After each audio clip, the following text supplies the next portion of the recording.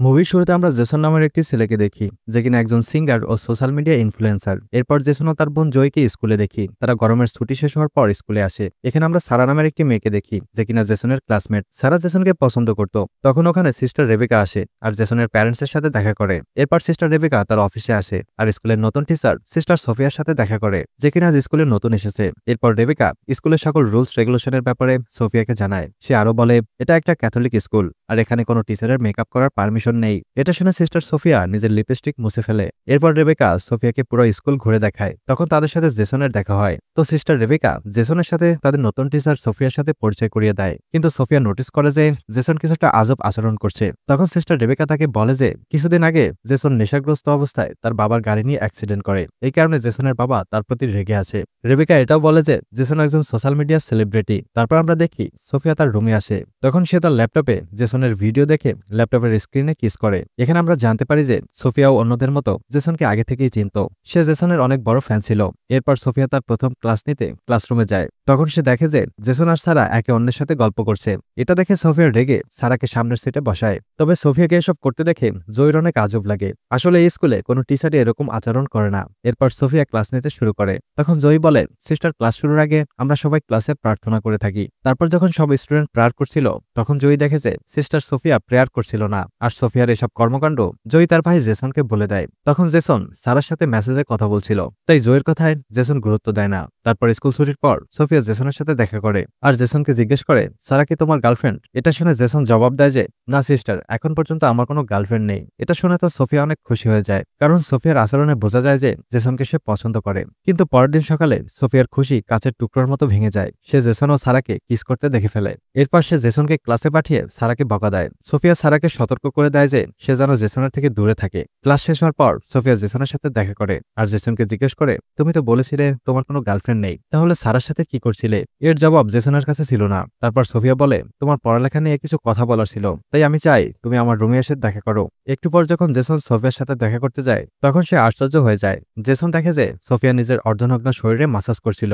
আসলে সোফিয়া ইচ্ছে করেই নিজের রুমের দরজা খুলে রাখে, যেন তাকে এই অবস্থায় দেখে জেসন তার প্রতি অ্যাট্রাক্ট হয়ে পড়ে। পরদিন সোফিয়া জেসনকে জিজ্ঞেস করে, তুমি আমার সাথে দেখা করতে কেন আসনি? এটা শুনে জেসন বাহানা দেখিয়ে বলে, আমি ক্ষমা চাচ্ছি, কারণ আমি ভুলে গিয়েছিলাম। কয়েকদিন পর জেসন ও জয়ের স্কুল ছুটি হয়। তার বাবা মা তাদেরকে বাড়িতে নিয়ে আসে। তবে জেসন স্কুলে না থাকায় সোফিয়ার স্কুলে ভালো লাগছিল না। এই জন্য সে সিস্টার রেবেকার কাছে নিজের আন্টির অসুস্থতার কথা বলে স্কুল থেকে ছুটি নেয়। অন্যদিকে জেসন তার বাবাকে বলে, আমি স্কুল থেকে 1 বছরের ব্রেক নিতে চাই, যেন আমি আমার প্যাশনের উপর ফোকাস করতে পারি। কিন্তু জেসনের বাবা তাকে এটা করতে নিষেধ করে দেয়, কারণ তার বাবা চায় যে জেসন তার পুরো ফোকাস নিজের পড়ালেখার উপর দেবে।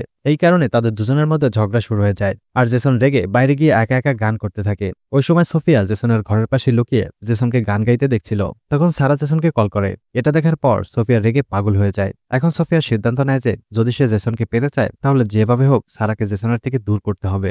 এরপর সে রাতে সারার হোস্টেলে গিয়ে তার বইয়ের মধ্যে ড্রাগস রেখে আসে। কিন্তু রুম থেকে বের হওয়ার সময় তাকে সিস্টার রেবেকা দেখে ফেলে। তারপর যখন রেবেকা সোফিয়াকে জিজ্ঞেস করে সে এখানে কি করছে, তখন সোফিয়া বাহানা তৈরি করে যে সে এখানে কোনো আওয়াজ শুনতে পেয়েছে আর সেটা দেখার জন্যই সে এখানে এসেছিল।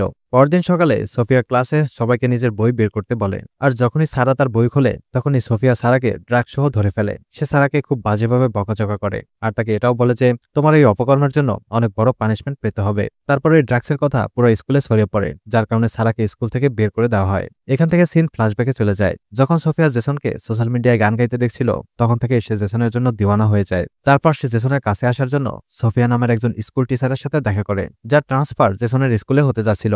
সোফিয়া ওই টিচারকে মেরে মাটি চাপা দিয়ে দেয় আর নিজেই ওই টিচারের জায়গায় সোফিয়া হয়ে জেসনের স্কুলে জয়েন করে। সিন আবারও বর্তমানে চলে আসে। তখন জেসন স্কুলে ফুল গাছ লাগাচ্ছিল। ওই সময় সোফিয়া তার কাছে আসে আর জেসনকে হেল্প করার বাহানায় তাকে সিডিউস করার চেষ্টা করে। তখন জয়ী সোফিয়ার এসব আচরণ দেখে ফেলে। রাতে সোফিয়া লুকিয়ে জেসনের রুমে আসে আর নিজের মোবাইলে ভিডিও রেকর্ড অন করে রেখে দেয়। তারপর জেসনের ঘুম ভেঙে যায় আর নিজের রুমে সোফিয়াকে দেখে চমকে ওঠে। সোফিয়া আবারও জেসনকে সিডিউস করার চেষ্টা করে, কিন্তু জেসন এসব করতে রাজি ছিল না। তবে সোফিয়া যেকোনোভাবে জেসনকে নিজের কবজায় নিয়ে নেয়। তারপর এই দুজন ক্লোজে চলে আসে। কিন্তু পরদিন জেসনের ওইসব কথা ভেবে অনেক গিল্টি ফিল হয়। তাই সে নিজের ভুলের জন্য চার্চে প্রার্থনা করতে যায়। যখন সে চার্চে ফাদারের কাছে মাপ চাইতে শুরু করে তখন সে দেখে ওখানে ফাদারের জায়গায় সোফিয়া ছিল, আর সোফিয়া আবারও একবার জেসনের কোলে বসে তার মুড জাগিয়ে তোলে, আর এই দুজন আবারও এখানে ক্লোজ হয়ে যায়। সাপ্তাহিক ছুটিতে জেসন তার বাড়িতে চলে আসে, তখন সারা জেসনকে মেসেজ করে আর পার্টিতে ইনভাইট করে। রাতে যখন জেসন পার্টিতে যাওয়ার জন্য তার বাবাকে বলে তো জেসনের বাবা তাকে যেতে নিষেধ করে দেয়। এতে এই দুজনের মধ্যে আবারও ঝগড়া শুরু হয়ে যায়, আর জেসন তার বাবার পারমিশন ছাড়াই সারার পার্টিতে যাওয়ার জন্য বেরিয়ে পড়ে। তখন আমরা দেখি যে সোফিয়াও জেসনের পেছনে ফলো করছিল।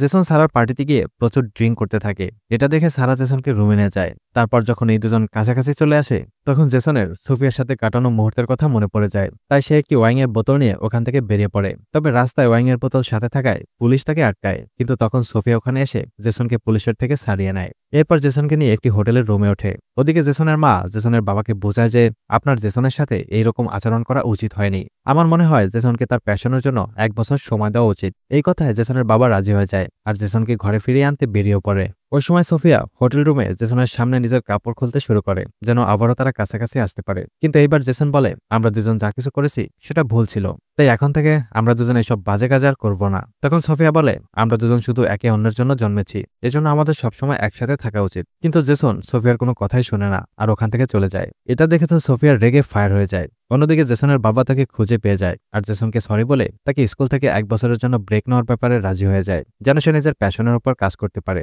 পরদিন সকালে জেসন ও তার বোন জয়ী স্কুলে যাওয়ার জন্য বেরিয়ে পড়ে। তারপর যখন জেসন তার হোটেলের রুমে যায় তখন সে দেখে ওখানে সোফিয়া বেহুশ হয়ে পড়ে আছে। জেসন অনেক ঘাবড়ে যায় আর সোফিয়ার জ্ঞান ফেরানোর চেষ্টা করে, কিন্তু তখন জেসন বুঝতে পারে যে সোফিয়া বেহুশ হওয়ার নাটক করছিল। তাই জেসন রেগে সোফিয়াকে বলে আমি তোমার আচরণে অনেক টেনশনে আছি, তাই তোমার এসব কর্মকাণ্ডের কথা ফাদারের কাছে বলে দেব। তখন সোফিয়া বলে যদি তুমি এসব করো তাহলে আমিও সবাইকে জানিয়ে দেবো কিভাবে তুমি এক টিচারের সাথে বাজে কাজ করেছো। এটা শুনে জেসনও বুঝতে পারে এখন সে পুরোপুরি ফেঁসে গেছে। তারপর যখন সবাই ক্লাসে ছিল তখন সিস্টার রেবেকা আবারও সারাকে ক্লাসে ফিরিয়ে নিয়ে আসে। এটা দেখে সোফিয়ার অনেক রাগ হয় আর নিজের রুমে গিয়ে সে পাগলের মতো আচরণ করতে শুরু করে। তারপর রাতে যখন সারা গোসল করছিল তখন সোফিয়া ওখানে গিয়ে সারাকে দেয়ালের সাথে বাড়ি দিয়ে মেরে ফেলে। এরপর ওখানে সাবান ফেলে নিজের অপরাধকে একটি সাধারণ ঘটনায় বদলে দেয়। এরপর যখন জয়ী গোসল করতে যায় তখন ওখানে সারাকে পড়ে থাকতে দেখে চিল্লাতে শুরু করে। এরপর পুলিশ এসে সারার বডি পোস্টমর্টম করতে পাঠিয়ে দেয়। পরদিন জেসন চার্জে এসে সোফিয়ার সাথে কথা বলে। জেসন বলে আমি জানি সারার মৃত্যুতে নিশ্চয়ই তোমার হাত রয়েছে। এটা শুনে সোফিয়া ওদের দুজনের ইন্টিমেট হওয়ার ভিডিও দেখায় আর বলে যদি তুমি সারার ব্যাপারে কাউকে কিছু বলো তাহলে আমি এই ভিডিও ভাইরাল করে দেব।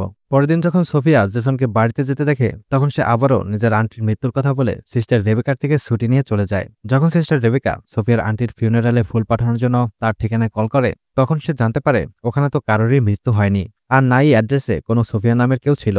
অন্যদিকে জয়ী জেসনকে অনেক টেনশন করতে দেখে তাকে জিজ্ঞেস করে। তখন জেসন তার বোনকে সব ঘটনা খুলে বলে। তাই পরদিন তারা দুজন সোফিয়ার আসল রূপ জানার জন্য লুকিয়ে তার রুমে চলে যায়। ওদিকে সিস্টার রেবেকাও নকল সোফিয়ার ব্যাপারে জেনে যায়। তাই সে ফাদারের কাছে সোফিয়ার ব্যাপারে কমপ্লেন করতে যাচ্ছিল, কিন্তু তখনই সোফিয়া পেছন থেকে রেবেকার মাথায় আঘাত করে তাকে বেহুশ করে দেয়। ওদিকে সোফিয়ার রুমে জেসন ও জয়ী আসল সোফিয়ার ল্যাপটপ পেয়ে যায় আর ওই সাথে নকল সোফিয়ারও ল্যাপটপ পেয়ে যায় যার আসল নাম ছিল লরা। তাই তারা দুজন এই কথা সিস্টার রেবেকাকে বলার জন্য তার কাছে যাচ্ছিল আর তখনই ওদের সামনে সোফিয়া মানে লরা চলে আসে। সে জেসনের হাতে নিজের ল্যাপটপ দেখে সবকিছু বুঝতে পারে আর এখন সে পাগলের মতো জেসনের কাছে নিজের ভালোবাসার কথা প্রকাশ করতে থাকে। কিন্তু ওই দুজন লরাকে ইগনোর করে ওখান থেকে চলে যাচ্ছিল, কিন্তু তখনই পেছন থেকে লরা জয়ের মাথায় আঘাত করে তাকে বেহুশ করে দেয়। আর এটা দেখে জেসন রেগে লরার গলা চেপে ধরে, কিন্তু লরা জেসনকেও মেরে নিচে ফেলে দেয়। এরপর সে জয়কে মারার জন্য যায়। ওই সময় ওখানে সিস্টার রেবেকা চলে আসে আর লরাকে থামানোর চেষ্টা করে, কিন্তু লরা সিস্টার রেবেকাকেও মারতে শুরু করে। এটা দেখে জেসন তার পকেট থেকে স্ক্রুড্রাইভার বের করে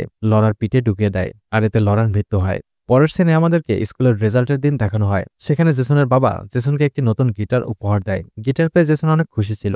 আর এই মুভির গল্পটা এখানেই শেষ হয়ে যায়। মুভি দেখতে চাইলে ডেসক্রিপশন থেকে টেলিগ্রাম চ্যানেলে জয়েন করো। ভিডিওতে লাইক করতে ভুলো না, আর এরকম দারুণ সব মুভির এক্সপ্লেইন দেখতে চ্যানেলটি সাবস্ক্রাইব করো। তো কথা হবে নেক্সট ভিডিওতে। ততক্ষণ পর্যন্ত আমাদের আগের ভিডিওগুলি উপভোগ করো। Good bye.